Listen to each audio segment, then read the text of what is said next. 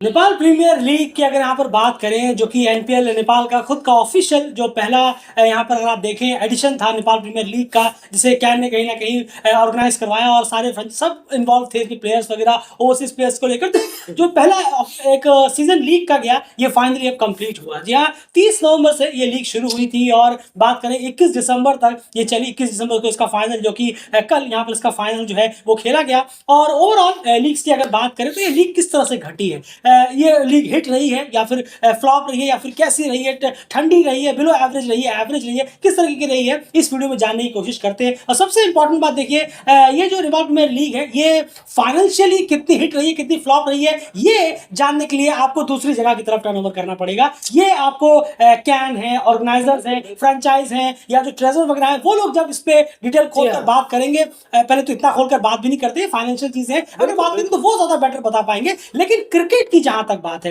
As a cricketing term, as a टी20 league के term के हिसाब से, एज अ प्लेयर्स डेवलपमेंट के हिसाब से, प्लेयर्स को इससे कितना फायदा होगा, एज अ क्रिकेटिंग स्किल्स के हिसाब से, बाहर इमेज इस टी20 लीग की किस तरह से रही है, क्या कुछ चीजें घटी हैं, नेक्स्ट सीजन में क्या हम एक्सपेक्ट कर सकते हैं, या उसके बाद इस एडिशन में लोकल प्लेयर्स ने कितना इंप्रेस किया, नहीं किया, क्या चीज की कमी देखी गई, क्या चीज इंप्रेसिव भी लगी, ये सारी चीजों पर यहाँ पर बात जरूर करेंगे। इसमें जानने की कोशिश करते हैं कि आखिर ये नेपाल प्रीमियर लीग जो है ये हिट रहा या फिर फ्लॉप रहा। इस सूरत हाल में इस चीज को जानने की कोशिश करते हैं। सबसे पहले यहाँ अगर शुरुआत करें तो सबसे पहले अगर हम यहाँ पर देखिए, एक चीज से हम शुरुआत करना चाहेंगे। देखिए होता क्या है कि हर जगह की हर तरीके की चीज़ों की तारीफ यहाँ पर हो जाती है। अगर हम यहाँ पर बात करें, शुरुआत का जो टॉपिक है कुछ ऐसा है जिसको देखकर थोड़ी बहुत स्माइल भी आ रही है। अब आप सुनेंगे तो शायद आपके चेहरे पे ही वो स्माइल निकल कर आ सकती है। सबसे बड़ी चीज देखिए, सब जैसे ही कोई लीग अनाउंस होती है, सब अपनी अपनी टीमें डिसाइड कर लेते हैं। हम इस टीम के फैन हैं, हम इस टीम के फैन हैं, सबके अपने अपने फैंस हो जाते हैं, टीम्स के फैंस हो जाते हैं। फिर उसके बाद मार्की प्लेयर्स भी अपने अपने डिसाइड हो जाते हैं। उसके बाद अगर हम बात करें ओवरसीज प्लेयर्स आते हैं तो सब अपने अपने उसमें डिवाइड हो जाते हैं कि अरे निशम ने कमाल कर दिया या गुट्टिल ने कर दिया, धवन ने वो कर दिया। सबकी अपनी अपनी चीजें हैं, सारी चीजों की तारीफ वगैरह हो जाती है। प्लेयर की परफॉर्मेंस हो, चौके छक्के, हर चीज की तारीफ हो जाती है। यहाँ तक कि उसके बाद लेकिन एक और चीज है जो कहीं ना कहीं हिडन रह जाती है। और आप सोच रहे होंगे हाँ ग्राउंड स्टाफ वगैरह या बाकी सारी चीजें, जी हाँ वो तो बिल्कुल है ही है और उनकी तो तारीफ यहाँ पर होनी चाहिए, क्योंकि वो जिस तरह से तैयार कर देते हैं ग्राउंड्स वगैरह को। और सुबह के मैचेस हैं, हमने कई सारे विजुअल्स भी देखे जहां पर सुबह 7 साढ़े 7 बजे आकर ओस को हटाना, वो एक अलग तरीके का हेडेक होता है इतनी ठंड में। नहीं वाकई में ये सोचकर भी प्राउड सा फील होता है उन स्टाफ लोगों पर कि देखकर कि इस जॉब को इतनी बेहतरीन तरीके से कर रहे हैं और दूसरे को अपॉर्चुनिटी दे रहे हैं कि आप फैंटास्टिक ग्राउंड्स पर खेलें और ऐसा खेलें कि मजा भी आए। खाली ये नहीं कि गड्ढे हो रहे हैं या पिच खराब हो रही है। तो बेहतरीन काम किया है ग्राउंड स्टाफ ने, वो तो तारीफ बनती है, बिल्कुल बनती है और बहुत लोग कर भी रहे होंगे और आपको भी करनी चाहिए इनिशिएटिव। देखिए पेमेंट देना, सैलरी देना, वो सब अलग चीजें होती है, वो तो हर जो भी वर्क करते हैं उनको मिलता है। लेकिन उसके तरफ से उसके अलावा एक एक्स्ट्रा थैंक यू भी आप उनको बोल सकते हैं, उससे कुछ जाएगा नहीं, उल्टा उन्हें लगेगा। लेकिन यहाँ हम बात कर रहे हैं उनकी जिसपे बिल्कुल भी शायद आपकी नजर ना जाए, और हम बात कर रहे हैं यहाँ मैस्कॉट्स की। जी हाँ, यहाँ जो मैस्कॉट्स की हम यहाँ पर बात करें, देखिए बहुत ही अलग डिफरेंट टाइप का ये जॉब होता है, बहुत डिफरेंट का जॉब होता है। आपका चेहरा भी लोगों के सामने नहीं आता, आपको सिर्फ ये करना है एक भारी भरकम सा पूरा एक सूट पहनकर, ड्रेसअप पहनकर आपको लोगों के सामने आना है और बस आपको चेयर अप करते रहना है ताकि वो थोड़ा एक्साइटेड हो। खास करके बच्चे और ज्यादा एक्साइटेड होते हैं। बाकी कोई उनके साथ सेल्फी क्लिक करता है, फोटोज उनकी खींचता है, लेकिन अगर आप देखें तो उसके पीछे जो उनकी कहानी है वो बड़ी आप कह सकते हैं कि बड़ा वो खुश नहीं हो रहे बैठ के कि उन्हें क्या जॉब मिल रहा है। जो जॉब उन्हें मिला, उन्हें लगा वो आपके लिए कर रहे हैं और वो करने के लिए आ गए। मैस्कॉट की हम बात करें, मेरे ख्याल से जीत जो ऑफिशियल मैस्कॉट्स थे जो आप ऑलरेडी स्क्रीन पर देख पा रहे हैं, ये सारे मैस्कॉट्स की यहाँ बात करें, सबसे अच्छे हैं मुझे लगे मिस्टर गेंडा, मेरे ख्याल से जो राइनोस के थे। मैं जब भी उन्हें देखता था मैं आपसे कहता था ये मुझे सबसे बेस्ट लग रहे हैं, बहुत प्यारे भी लग रहे हैं, बहुत अच्छे। जी हाँ बहुत। और लुम्बिनी लायंस के जो लायन है उसके बारे में आप कहते थे कि इनके जो इनके जो बाल है वो जेल में हवा में उछल रहे हैं। तो ये थोड़ा फनी भी है लेकिन बहुत अच्छा ये काम है जी, बहुत अच्छा लगता है देखकर कि ये जो मैस्कॉट्स का जो एक जॉब है, ये दरअसल दूसरे के चेहरे पर खुशी लाने वाला जॉब है और बहुत अच्छा लगता है देखकर कि जब अचानक से चौके छक्कों पर वो निकल कर आते हैं, ग्राउंड में रहते हैं, वेव करते हैं, तो बहुत अच्छा लगता है कि वो बच्चों को भी और बड़े भी हो तो एक स्माइल सा आ जाता है, कंप्लीट हो जाता है अगर हम कहें क्रिकेट। बिल्कुल, और इसीलिए दिल क्रिकेट उनको भी थैंक यू यहाँ पर करना चाहेगा कि उन्होंने डेफिनेटली उन्होंने भी अपनी तरफ से एफर्ट किया और जो भी उनका वर्क रहा बहुत ज्यादा अननोटिस रह जाता है वो, लेकिन थैंक यू सो मच सारे मैस्कॉट्स जो भी थे जिन जिन टीमों की तरफ से कि आपने इसमें फन और एंटरटेनमेंट डालने के लिए पूरी कोशिश अपनी तरफ से भी की है। चलिए अब मुद्दों पे आते हैं एंड सबसे पहले टॉपिक यहाँ करते हैं, उसके बाद अलग अलग चीजों पर बात करेंगे। सबसे पहले स्ट्रीम एंड ब्रॉडकास्ट। बिल्कुल, अगर स्ट्रीम एंड ब्रॉडकास्टिंग की बात करें तो ये बहुत जबरदस्त रहा है। आपने पहले एनपीएल ने सबसे पहला ही एडिशन स्टार स्पोर्ट्स को दिया और बहुत देशों में स्टार खुद है, स्टार के चैनल्स वहाँ हैं, तो ये वाकई में जो क्वालिटी नजर आई है, हमें कैमरे नजर आए हैं, आप बहुत अच्छे, आप ड्रोन कहें, आप रोबो कैम कहें, आप स्टम्प माइक कहें, स्टम्प अंपायर कैम कहें, तो जबरदस्त रहा है। हर एंगल से हमें क्रिकेट मैच देखने में मजा आया।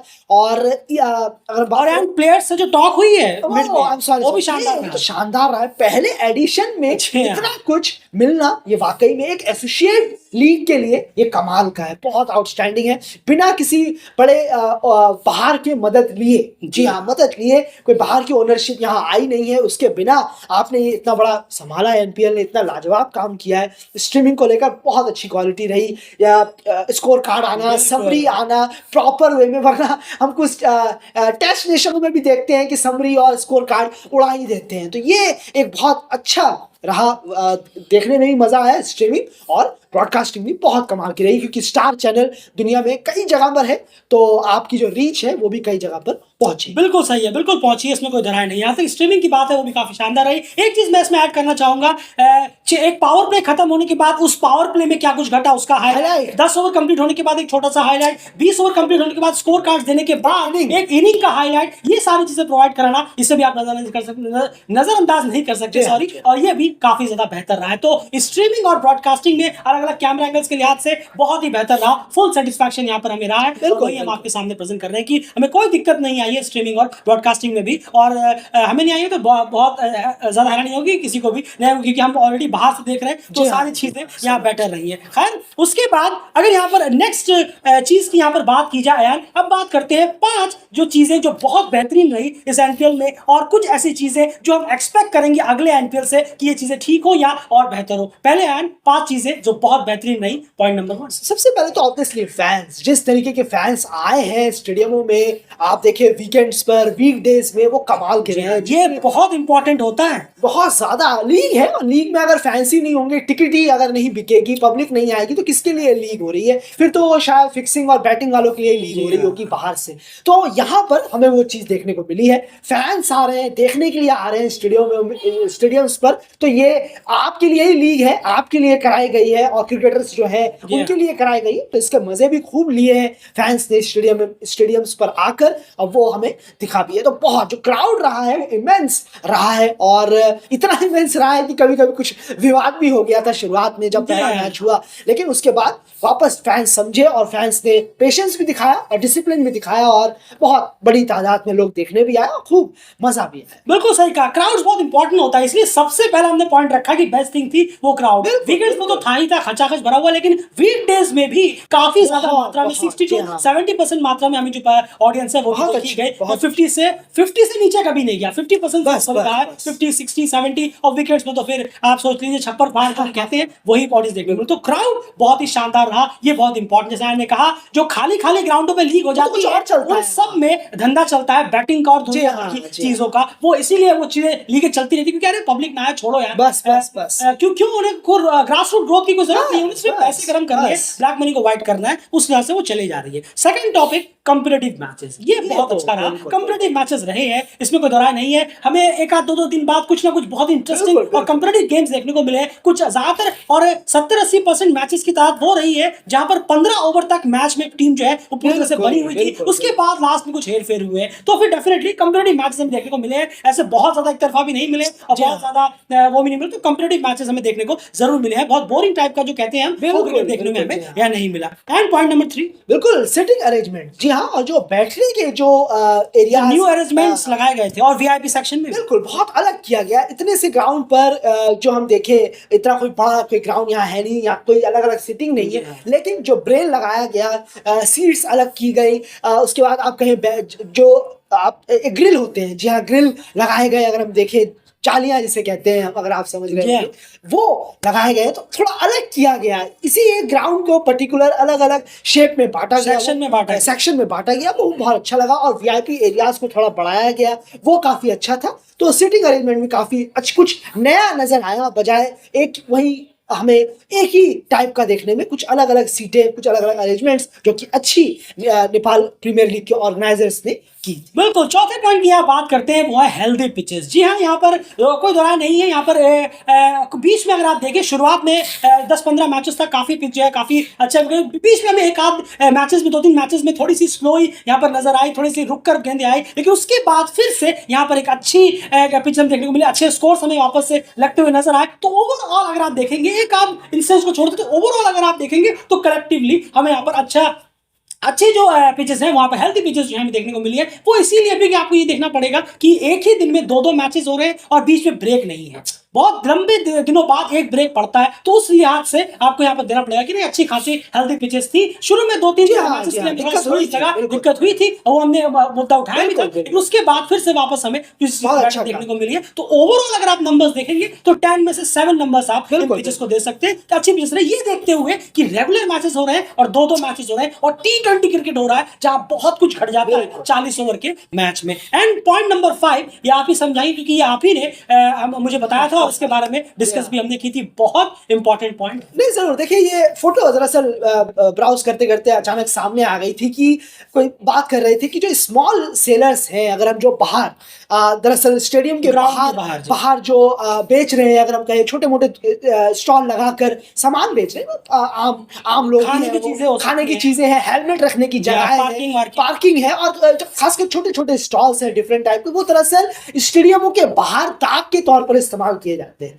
पर अगर आप जाएंगे बहुत बड़े बड़े स्टेडियम में, फुल मेंबर्स के देशों में ऐसे लगाने नहीं दिया जाता किसी भी छोटे स्टॉल्स को, या छोटे कहीं भी बैठ जाओ, कहीं भी कर लो, वो सब भी ग्राउंड वाले ले लेते हैं वो एरिया पूरा का पूरा। लेकिन यहाँ पर थोड़ा सा अच्छा देखकर लगा कि यहाँ नेपाल ऑर्गेनाइजर्स ने उन्हें हटाया नहीं, एक जगह दे दी, बिल्कुल जगह दे दी, बहुत अच्छी तरह जगह दे दी, वरना ऐसा होता नहीं। अमूमन उन लोगों को हटा दिया जाता है, आप यहाँ से हटिए, प्राइवेट वाले वहां आकर अपना जमावड़ा लगा लें। जी हाँ, तो ये चीजें काफी अच्छी लगी, दिल को काफी खुशी मिली कि बड़ों के सामने छोटों के लिए भी जगह है।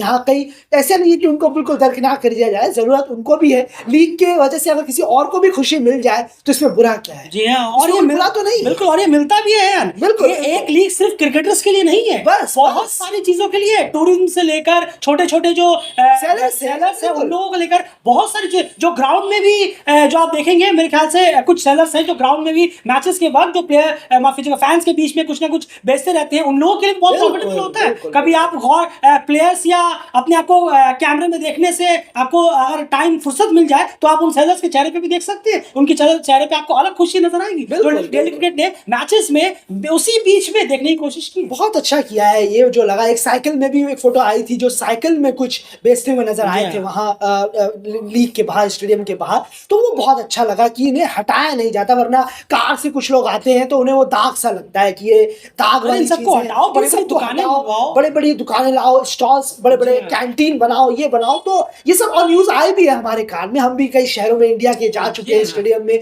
हमने देखा है आंखों से, इसलिए ये हम आपको बता रहे हैं। ये बहुत बड़ी चीज है, देख सुनने में बहुत छोटा लगता होगा, अरे क्या है ये दुकान, ये तो आम चीजें नहीं होता। बड़े लोग छोटों को इतनी जल्दी गले नहीं लगाते। आप एक दिन के लिए उनकी लाइफ स्विच कर लीजिए, एक दिन के लिए आप साइकिल में लगाकर वहां बैठिए और फिर देखिए आपको रिएक्शन क्या। बिल्कुल बिल्कुल, तो ये बहुत अच्छा लगा देखकर कि स्टॉल्स वालों को, छोटे सेलर्स जो वहां थे, उन्हें हटाया नहीं गया थ्रू आउट द टूर्नामेंट। उनके साथ कोई कुछ ऐसा हुआ नहीं और उनको कंटिन्यू वो वहां थे, बेचते रहे, अपना काम करते रहे प्यार से और प्यार बहुत अच्छे से। ये देखकर काफी अच्छा। बिल्कुल, और हम उम्मीद करेंगे और कैन से रिक्वेस्ट भी करेंगे नेपाल प्रीमियर लीग का किसी को हटाया ना, प्लीज आने वाले सीजन में भी ऐसा आप करें। आप एक स्पेसिफिक जगह देते, चलिए सभी हर जगह बैठना ठीक भी नहीं है, पार्किंग फैंस और एक अलग से आप जगह जो कि आपने दी थी, एक अलग से एक जगह दे दे, उसी जगह में वो आराम से बैठेंगे, फैंस वगैरह वहां पर आएंगे, अपना रिफ्रेशमेंट वगैरह जो मिलेंगे, इससे उनका भी फायदा होगा। उन्हें ये रहेगा कि चलिए पूरे साल में एक ऐसा इवेंट आएगा, एक महीने के लिए, जहां पर हम अच्छी खासी अर्निंग अपनी फैमिली के लिए, अपने एक्सपेंसेस के लिए कर सकते हैं। इस वे में थोड़ा सोच कर देखिए, आपका भला हो रहा है, थोड़ा सा आप दूसरों का भी भला करिए, अच्छे वे में किया जा सकता है। ये बहुत अच्छा इनिशिएटिव था, ये 5 चीजें बहुत बेहतरीन रही है। अब बात करते हैं, अब ऐसा नहीं कि सारी चीजें बेहतरीन नहीं है, कुछ चीजें खराब भी रही है, कुछ चीजें खराब से हमारा मतलब है कि और अच्छी हो सकती थी। खराब का मतलब ये नहीं कि अरे बहुत गंदी हटाओ, ऐसा नहीं, अच्छी कुछ चीजें और अच्छी हो सकती थी, उस पर बात करते हैं। क्योंकि आपको पता है कि दिल का चैलेंज है वो न्यूट्रल रहता है, जहां अच्छी चीजें हम अच्छा हम कहते हैं, जहां खराब है हम खराब कहते हैं, चाहे वो किसी को पसंद आए चाहे ना आए, जो सच है वो है। सबसे पहली चीज यहां पर है अंपायरिंग। अंपायरिंग में एक्सपेक्टेशन थोड़ी सी और बेटर होगी अगली बार से, कि थोड़ी सी और बेटर अंपायरिंग हमें यहाँ देखने को मिले। बहुत सारे डिसीजंस जो है वो बहुत खराब देखने को मिले। ऐसा नहीं कि हम नया देख रहे हैं, 3 साल में एशियन क्रिकेट में हमने बहुत देखे, बहुत सारे अंपायरिंग में एरर्स हुए हैं, खराब डिसीजन की वजह से प्लेयर्स को आउट दे दिया गया था। लेकिन यहाँ पर हम जब लीग की बात कर रहे हैं तो थोड़ा सा यहाँ पर बजट और सारी चीजें एक्स्ट्रा बढ़ जाती है, तो उस हिसाब से अंपायर्स को भी थोड़ा सा अगर और बेटर अंपायर्स यहाँ पर इन्वॉल्व कराया जाए, लोकल्स के साथ साथ कुछ और अच्छे एक और ज्यादा एक्सपीरियंस अंपायर यहाँ पर रखे जाए, एक आध कम से कम, तो बहुत ज्यादा बेटर रहेगा और ओवरऑल अंपायरिंग थोड़ा और बेटर किया जाए। और एक चीज और, थर्ड अंपायर ने अपने डिसीजंस लेने में कुछ एक एप्रोप्रिएट अमाउंट से ज्यादा टाइम लिए हर बार। मैंने बिल्कुल सही उससे भी मैच के ड्यूरेशन में गैप आया है। बिल्कुल बिल्कुल आया है, और ये होना चाहिए। थोड़े से अंपायर्स की क्वालिटी अगर बढ़े, थोड़ा और इम्प्रूव्ड अंपायर हमें नजर आए तो बेहतर होगा, बहुत अच्छा नजर आएगा। अंपायर गलतियां जरूर होती हैं, हो जाती हैं गलतियां, लेकिन ऐसी बहुत बीचों बीच मिडिल स्टंप्स पर लगना और थोड़ा सा वाइड को देखना। अभी कुछ इंसिडेंट भी हुआ था एक आध मैच पहले, जो वाइड नहीं थी, उसको थोड़ा सा रूल, क्योंकि प्लेयर अब सब रूल बदल गए हैं वाइड के भी, पहले कुछ और वाइड के रूल, वाइड के रूल बदल गए हैं। तो आप खुद एक्सपीरियंस है आप, लेकिन और थोड़ा सा इम्प्रूव्ड अंपायरिंग होनी चाहिए, क्योंकि आप लीग में कर रहे हैं जहां हजारों लाखों लोग आपको बाहर से भी देख रहे हैं, तो थोड़ा सा एक रेस्पेक्ट भी होती है टूर्नामेंट की, जो एक बड़ा आ रहा है, अच्छे वे में फिनिश हो ये टूर्नामेंट, तो बेहतर होगा। बस थोड़ी अंपायरिंग की यहाँ इम्प्रूव की जरूरत। बिल्कुल, जो गुंजाइश की हम बात करते हैं, डेफिनेटली अंपायरिंग में यहाँ बहुत गुंजाइश है इंप्रूवमेंट की अगर हम बात करें। और थर्ड अंपायर ने भी बहुत सारे इंस्टेंस पर बहुत ज्यादा एक्सेसिव वक्त ले लिया है बाउंड्री चेक के लिए। अब आप ये सोच सकते हैं कि नहीं थोड़ा बहुत टाइम लेकर किया जाना चाहिए, लेकिन नहीं, बहुत एक्सेसिव टाइम था, बहुत ही अंपायर खुद प्लेयरों को कहते हैं जल्दी करो, खुद जल्दी करो आप कहते हैं, और आप खुद थर्ड अंपायर आधा 10-10 15-15 मिनट लगा रहे एक डिसीजन के लिए, तो यहाँ पर थोड़ा सा तेजी दिखाने की जरूरत है। तो ये थोड़ी बात है। दूसरी जो चीज यहाँ बेटर हो सकती है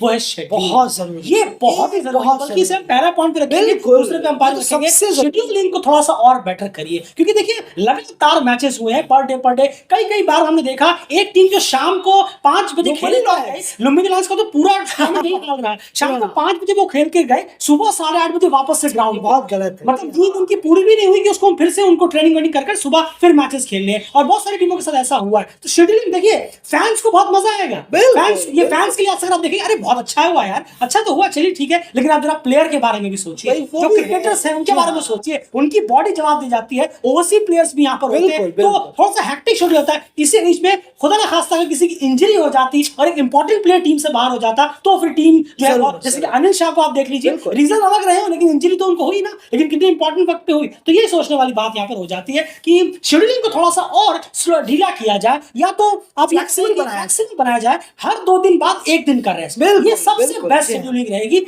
2 दिन मैच हुए सुबह शाम, और उसके बाद 1 दिन का रेस्ट, फिर उसके बाद 2 दिन, फिर 1 दिन का रेस्ट, ये इससे बहुत ज्यादा बेटर रहेगा इन कंपेयर टू कि लगातार 14-15 मैच हुए फिर 1 दिन का रेस्ट हुआ। ये थोड़ा सा शेड्यूल को थोड़ा सा और बेटर करने की जरूरत है। आप 30 दिन इसको लेकर जाइए टूर्नामेंट को, प्रॉपर टोटल 30 दिन, उसी बीच में आप इसे 1-1 दिन का रेस्ट भी एडजस्ट कर सकते हैं। एंड एक और चीज जो बहुत ज्यादा एक्सपेक्टेशन रहेगी अगले बार से, और ये चीज सीधे ऐसी चीज से जुड़ी हुई है शेड्यूलिंग से भी, जो चीजें और आसान कर देगी, और एक और चीज से वो है पिच। बिल्कुल, वो है 2 ग्राउंड का होना बहुत जरूरी है। एक ग्राउंड पर काफी प्रेशर आ जाता है, जिसकी वजह से जो पिच है वो क्रैक कर जाती है और काफी स्लोइश, बहुत जल्दी स्लोइश हो जाती है। फिर आपको शेड्यूल को भी टाइट रखना पड़ता है, तो बेहतर होगा 2 ग्राउंड हो, अलग अलग इस्तेमाल हो, अरे एक में मैच वहां हो तो बहुत अच्छा रहेगा। प्रेशर थोड़ा सा कम होगा यहाँ पर, और फिर आप इस पर वापस से काम कर पाएंगे, काफी वक्त आपको मिल जाएगा।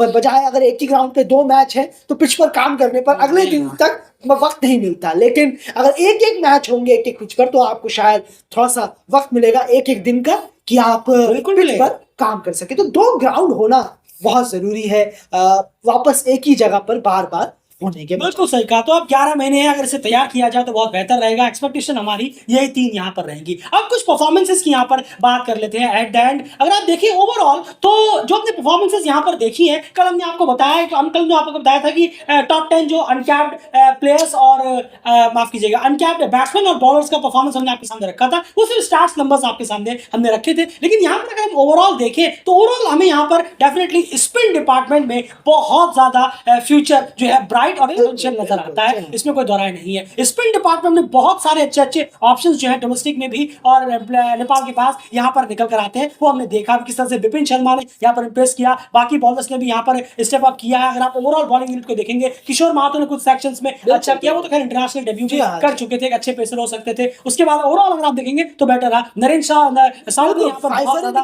पहले ही मैच 5 रन निकाला। तो ओवरऑल स्पिन डिपार्टमेंट में हमें कई सारे प्रॉमिसिंग यहाँ पे परफॉर्मेंसेस देखने को मिली है, लेकिन सबसे इंपॉर्टेंट चीज देखने को मिली है वो है पेसर्स। पेसर्स में यहां पर अभी और ज्यादा काम करने की जरूरत है। और ये सिर्फ डेली क्रिकेट नहीं, आपको याद होगा चितवान जानुस ने जो अपना पहला मैच हारा था, गवाया था इस टूर्नामेंट में, जो पहला मैच वो हारे थे, उस मैच में जब वो मैच हारे नहीं थे, चल रहा था, उस मैच में एंड्रू लियोनार्ड ने सोहेल तनवीर से एक बाउंड्री के पास एक इंटरव्यू वो कर रहे थे। उस इंटरव्यू में सोहेल तनवीर से पूछा गया तो उन्होंने भी कहा कि मुझे ऐसा लगता है कि पेस बॉलिंग में नेपाल क्रिकेट में अभी और काम करने की जरूरत है। जितने भी पेस बॉलर मैंने अभी तक इस एनपीएल में देखे हैं नेपाल के, क्या कहेंगे आप? ये तनवीर ने भी कहा था और हम भी इससे सहमत हैं। बिल्कुल सहमत है। पेस बॉलिंग में तो खैर काम करने की जरूरत है। स्पिनर्स तो आते ही हैं, हर कोई स्पिनर एक ना एक करके आ जाते हैं। अभी अंडर 19 में देखिए आप, अभी जो हांगकांग के खिलाफ सीरीज हुई उसमें भी लेफ्ट आर्म स्पिनर मौजूद है। तो खैर वो अलग है, लेकिन पेसर्स पर बहुत वर्क करने की जरूरत है। और जो कि सोहेल तनवीर जैसे इतने एक्सपीरियंस प्लेयर कह रहे हैं, तो ऑब्वियसली और इसको एक मजबूती मिल जाती है कि शायद हाँ, हमें यहाँ पर इस डिपार्टमेंट में ध्यान देने की जरूरत है। बिल्कुल सही कहा आपने। चितवान डायनोस का तीसरा मैच था, वो शुरू के 2 मैच जीते थे, वो तीसरा हारे थे। उस मैच का जाकर हाईलाइट चेक करिए, आपको खुद ही मिल जाएगा, वो इंटरव्यू वहां पर उनका है। उसके बाद एक चीज और ये करना भी चाहिए डेफिनेटली, आप यहाँ पर नाम पुट ऑन करेंगे, रीजन ढकल है और प्रतीश जीसी है, किशोर महातो है, ये सब है जरूर, लेकिन इन सबको लिया जरूर गया था, लेकिन इनको परमानेंटली आकाश चंद इन पे परमानेंटली इनको लिया जाए, इन पे काम हो, वो एक अलग इशू है। तो वही उन्होंने कहा कि काम अभी बहुत करना बाकी है। स्पिनर्स जो है वो काफी सारे तो अच्छे खासे ऑलरेडी है, लेकिन पेसर्स में अभी बहुत सारा काम करना बाकी है। एक आध अच्छे स्पेल्स हो जाने पे ये इंटरनेशनल के लिए रेडी है, ये सोचना, और ये फैन सोच सकते हैं, लेकिन एज अगर आप थोड़ा सा ध्यान रख के सोचेंगे तो ये बहुत जल्दबाजी है, उस पर काम करना जरूरी है। एक और चीज यहाँ पर थोड़ी सी पावर हिटिंग की है, यहाँ पर हमें थोड़ी सी और कमी नजर आई लोकल प्लेयर्स की तरफ से, और ये चीज भी रवि वोपारा अपने इंटरव्यू में कह चुके हैं। ये भी आपको ऑन रिकॉर्ड मिल जाएगा अगर आप खंगालेंगे कि लोकल प्लेयर्स में थोड़ी सी पावर हिटिंग एबिलिटी की और ज्यादा जरूरत पड़ेगी। बिल्कुल सही कहा है आपने, और थोड़ा बहुत दिनेश खरेन ने दिखाया था, बिल्कुल दिखाया था। तो पावर हिटिंग की बहुत ज्यादा जरूरत तो है, जो देखा गया। आप देखेंगे अगर विवेक यादव शायद वो है जिन्होंने 70 कुछ मारे थे, लेकिन फिर वही उनका ऑफ साइड का प्रॉब्लम, हमने कहा भी था उस एनालाइज में कि उनका ऑफ साइड का बहुत बड़ा प्रॉब्लम है। बॉलर लोकेश बाम के साथ भी यही, लोकेश जी हाँ बिल्कुल सही कहा आपने। तो लेग साइड पर खाली बल्ला चलाना, ये तो कोई भी किसी का भी सॉल्यूशन नहीं हुआ। ऑफ साइड में भी जगह है, तो पावर हिटिंग खाली एक जगह पर मारने से आप पावर हिटर नहीं बनते।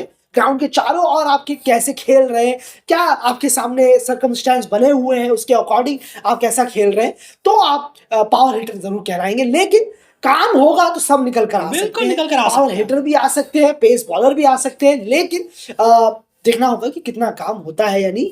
बस ये खासकर पावर हिटर वाला जो एक सेक्शन है, और एक पेस बॉलर वाला जो कि बहुत जरूरी भी है अगर हम T20 को ध्यान दें। बिल्कुल, चलिए, तो ये सारी चीजें यहाँ पर थी। बाकी ओवरऑल जो है सारी चीजें हमने आपके सामने रखी, और यही पूरा सूरत हाल था। तो Nepal premier league overall definitely overall complete package के लिहाज से एक बिल्कुल हिट अफेयर यहाँ पर साबित हुआ है, इसमें कोई दो राय नहीं है। और बाकी सारी चीजें आपके सामने है, जैसे जैसे ये इवेंट्स होता रहेगा, क्या क्या चीजें हम देखना चाहेंगे वो हमने आपको बताया, और क्या धीरे धीरे ये चीजें बेटर और होती हुई यहाँ पर चली जाएंगी। फिलहाल इस वीडियो में इतना ही, और एनपीएल की कवरेज इसी के साथ यहाँ पर कंप्लीट होती है। थैंक यू सो मच सारे जिन्होंने एनपीएल में सुना है, और जितने भी फैंस ने इस लीग को सपोर्ट किया, सारी चीजें की, जो ओवरसीज प्लेयर्स आए उनको भी थैंक यू सो मच। उम्मीद करेंगे कि वो दोबारा आए अगर उन्हें, और हॉस्पिटैलिटी काफी शानदार रही है, इसमें तो कोई दोहराया नहीं है। सभी ओवरसीज प्लेयर्स इससे खुश भी काफी यहाँ पर रहे हैं। तो ओवरऑल अगर आप देखें तो नेपाल प्रीमियर लीग को अगर आप ओवरऑल क्रिकेटिंग टर्म से देखें, बाकी सारी चीजों देखें, फाइनेंशियल आपसे कहा वो दूसरों का